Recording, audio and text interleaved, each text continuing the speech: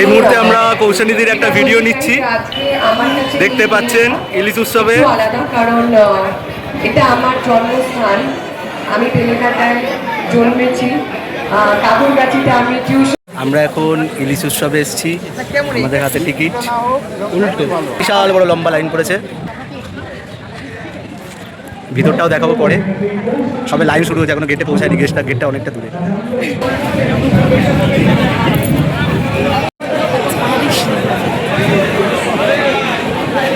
আমরা এখন সিটে বসে গেছি, সবাই হাই করে দাও। দেখতে পাচ্ছেন দূরান্তে লোক বসে রয়েছে, সবাই ইলিশ মাছ খাবে বলে বসে রয়েছে।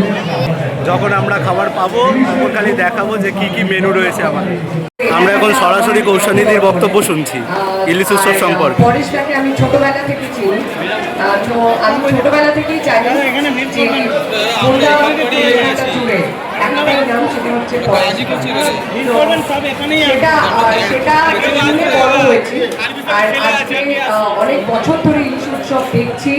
আমার বাবারা কাকারা অ্যাটেন্ড করছে অনেকবার, আমার এটা প্রথমবার ইলিশ উৎসব, খুব ভালো।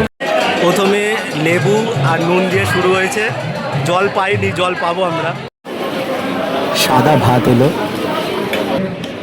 এলো ইলিশ মাছ দিয়ে কচু শাক,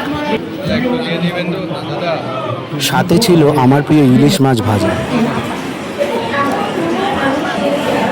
আপনারা দেখছেন গরম গরম বাসন্তী পোলাও আমার পাতে পড়ল।